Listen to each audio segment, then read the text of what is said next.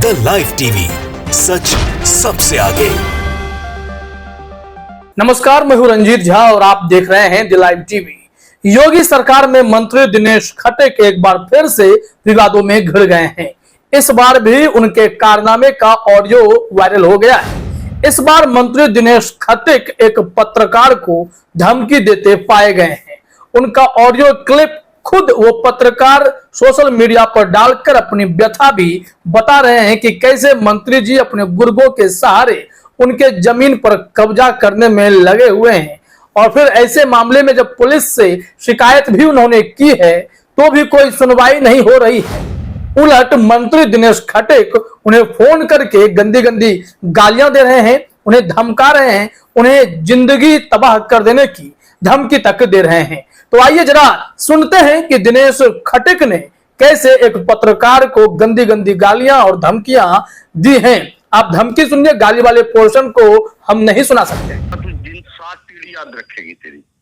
मैं तो धमका तो दिया मुझे ऐसा कर दूंगा, मैं तेरी जिंदगी खराब कर दूंगा मेरी तू और बुराई में। हाँ यो कसर हो रही है, यो कसर हो रही है, इसे इशारा कर लो। क्या नहीं यो कसर हो रही है मेरे लिए? भी तुझे बोल रहा ना फोन पे। क्यों आप कैसे बोल रहे भाई साहब मुझे? समझ गया? हाँ, तुझे ऐसा कर दूंगा, तुझे सोच रहा ना कि तू यो व्यक्तिगत मैं ले जाऊंगा, फिर अपने आप पे ध्यान कर लिया। आप व्यक्तिगत लेना क्यों चाह रहे हो? मुझे नहीं समझ रहा आपको। जो आप जो मुझे नोट में जेल में बताना चाह रहे हो, मुझे क्यों लेना चाह रहे हो? मेरे बाप रहेंगे तो सुना आपने किस तरीके से दिनेश खटीक ने एक पत्रकार को धमकाया है। मेरठ के पत्रकार हैं, नाम इनका प्रदीप कुमार है।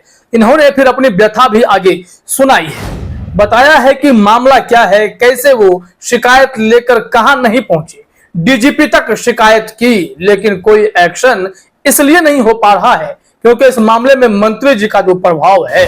आइए जरा सुनते हैं यहाँ पर प्रदीप कुमार की बातचीत, वो क्या कुछ कह रहे हैं। ये एक जमीन है जो मेरी ज़मीन है, मेरे पापा के साथ बैनामे की ज़मीन है। 1991 का बैनामा हुआ था हमारा जो है। वो मेरे पिताजी अभी 5 साल पहले एक्सपायर हो गए। ज़बरदस्ती दिनेश खटीक उस पर कब्जा करना चाह रहा है। ज़बरदस्ती था जो है, वहाँ जो गुंडे हैं वो गुंडे बैठा रखे हैं। रोज़ वहाँ पर 10-20 लड़के आराम से वहाँ पर हथियार बंद लड़के रखता है। जब मैं वहाँ जाता हूँ वो मेरे साथ मारपीट करते हैं। इसकी रिपोर्ट मैंने थाने में पिछले 2 महीने कई बार लिखा चुका। बाकायदा डाक से मैंने भेजी, डीजीपी साहब को भेजी, मुख्यमंत्री को भेजी, एसएसपी साहब को भेजी, कोई कार्रवाई नहीं। सारी रिपोर्ट थाने में आई, थाने वाले ने मुझे बुलाया, मेरा बयान दर्ज करा और ठंडे बस्ते में डाल दी। रोज़ दिनेश खटीक मेरे पर फ़ोन कराता है, कभी किसी को भेजता है, कभी किसी को। पंचायत करो भाई, विधायक जी पंचायत करे, पंचायत करो। तो सुना आपने, उन्होंने पूरी बातों को विस्तार से समझाने की कोशिश की है कि उनके साथ इस वक्त क्या घटित हो रहा है। हम प्रदीप कुमार के बातों का एक और हिस्सा सुनाएंगे जिसमें उन्होंने खुद ही बताया है कि कैसे उनकी दिवंगत माता को, उनके पिताजी को गंदी गंदी गालियां दी गई मंत्री जी के द्वारा। इतना ही नहीं, उनकी पत्नी को भी खूब गाली गलौज की गई है। जरा यहाँ पर सुनिए प्रदीप कुमार ने कैसे इस दर्द को हम सब के सामने साझा किया है। इस वीडियो में आप सुन सकते हैं। आज भी उन्होंने मुझे फ़ोन करा 12:30 बजे करीब, मुझे बोले कि भाई ऐसा है, तू आया नहीं। मैंने कहा नहीं आया, मैंने तो बुलाया तो मैं आ जाऊँगा। मैं तो नहीं आ रहा, मैं क्यों आऊँ भाई तुम्हारे पास में? मुझे क्या मतलब इस चीज़ का तुम्हारे पास आने का? जो है छूटते मुझे गाली देनी शुरू कर दी। मेरी माँ, जो मेरी माँ दुनिया में नहीं है आज, ठीक है नहीं, 11 साल मेरी माँ को उम्र हो गए, उसको बहुत गंदी गंदी गाली थी। मेरी पत्नी बहुत गंदी गंदी गाली थी, मुझे गाली थी, मेरे पिता को गाली देने लगा।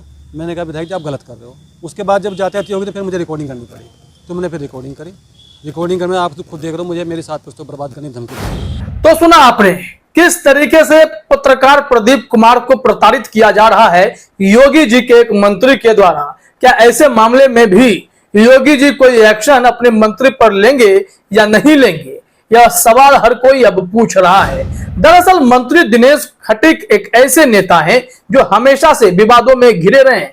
अवैध जमीन कब्जा करने का मामला कोई उनका नया नहीं है। वो अवैध तरीके से किसी भी जमीन पर हथियाने में लगे रहते हैं, यह आरोप पहले भी लग चुका है। इस मामले में दैनिक भास्कर पर भी खबर प्रकाशित हुई है, वो हम आपको बताएंगे। लेकिन उससे पहले जरा यह भी याद कर लीजिए कि कैसे 2022 में हुआ था दिनेश खटीक का विवाद। दिनेश खटीक इस्तीफा देने के लिए अमित शाह को चिट्ठी लिख चुके थे। वो योगी सरकार में अपनी अवहेलना को लेकर चिट्ठी लिख रहे थे कि उनकी सुनी नहीं जा रही है, इस वजह से हम इस्तीफा देना चाहते हैं।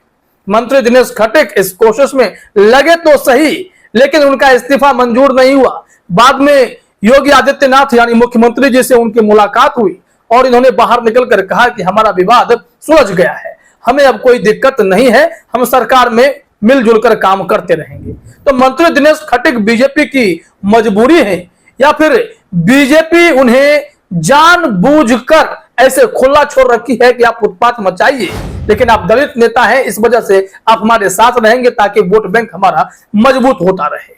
यह बड़ा सवाल है, क्योंकि जो व्यक्ति पार्टी में भी इस्तीफा देने के लिए आतुर रहता हो और पहले से कई आरोपों को झेल रहा हो, उस व्यक्ति को अगर बीजेपी ढो रही है तो बीजेपी की नैतिकता क्या है, मोरालिटी क्या है, यह एक बड़ा सवाल है। इस मामले में पीयूष रॉय ने उस वीडियो को शेयर किया था जिसमें पत्रकार साहब के ऑडियो क्लिप को भी आपने सुना है, पत्रकार के साथ क्या हुआ खुद प्रदीप कुमार बता भी रहे हैं। तो पीयूष राय ने इस वीडियो को शेयर करते हुए लिखा भी था, इन यूपीज Meerut journalist Pradeep Kumar alleged he is being threatened and abused by a UP minister who has mediating a dispute on the land owned by Pradeep।